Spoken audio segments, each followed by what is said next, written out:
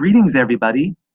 I'm guessing that some of you don't get really mad at stamps, but American colonists sure did. In this video, we are going to discuss the Stamp Act. So after watching this video, you should be able to explain the significance of the Stamp Act. So we've got to start with what the Stamp Act was. So the British began to tax the colonists by requiring the colonists to purchase stamps in order for them to buy certain products. For example, a newspaper or playing cards was going to cost colonists about a shilling, about 25 cents. There was a 3-shilling stamp required for some legal documents. A college diploma was going to cost you a 2-pound stamp, equivalent about $10, and a stamp on a lawyer's license was going to set the attorney back about 10 pounds. It's about $50. So the tax was widespread, hit about everybody, but it also hit the literate class. This is important because the people that the tax is hitting the hardest are the people that make arguments for a living. So what happens when these expert arguers start arguing against the tax? So now that we know what the Stamp Act was, how did the colonies respond? Well, not very well. The colonists, not big fans. George Grenfell, the British Prime Minister that thought the Stamp Act was such a good idea, was surprised that the colonists didn't like his fancy stamps. The British claimed they had a right to tax the colonists because the British had a parliamentary system. And under that system, the British claimed that the parliament represented all British citizens, including the colonists in North America. But colonial leaders claimed that their local provincial governments were the only governments with the authority to raise taxes.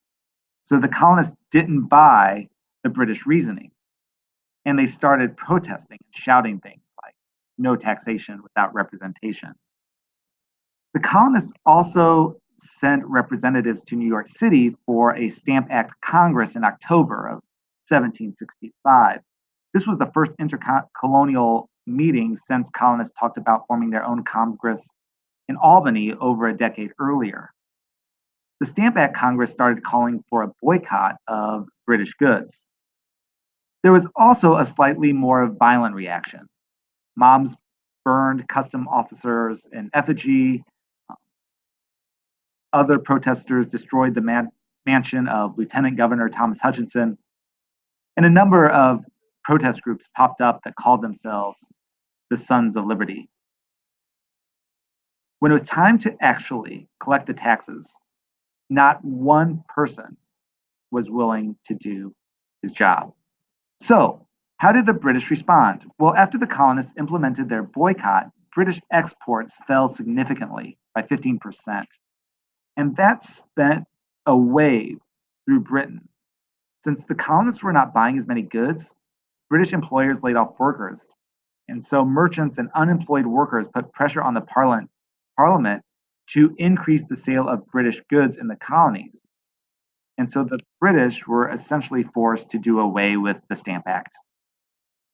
They put another law in its place, the Declaratory Act, which said that the British had authority over the colonies. But that may have seemed a little silly since the colonists just told the British government what was up.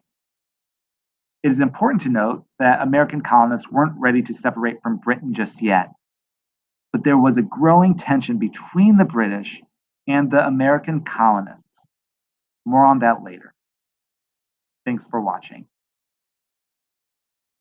How did Elvis get his baby to sleep? He rocked it.